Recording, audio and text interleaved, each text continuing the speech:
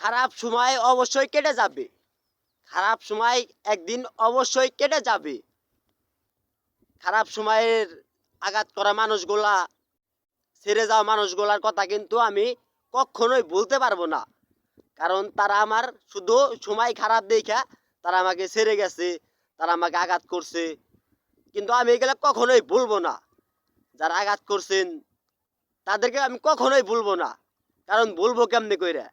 যারা আমার মানে ভালো সময়, যারা আমাকে আশ্বাস দিচ্ছে, যারা আমাকে স্বপ্ন দেখাইছে, জাস্ট একটু খারাপ সময় চলে আসছে, তারা তাদের মতো কেটে পড়ছে।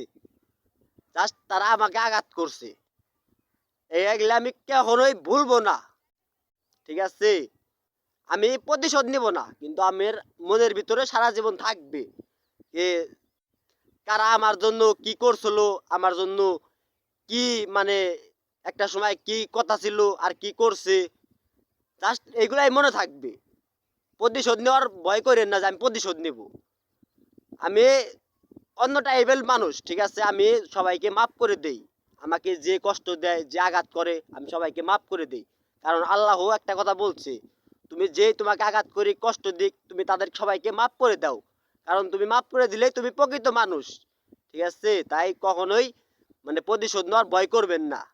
আর আমি সবটা ভিডিওতেই বলি, আমার আপন মানুষদের যখন কখনো যদি খারাপ সময় আসে, চলে আসে, খারাপ সময়, অনেক খারাপ সময় আছেন, কষ্টে আছেন, তাহলে রাকিবের কখনো ভালো সময় আইলে রাকিবের কাছে চলে আইসেন।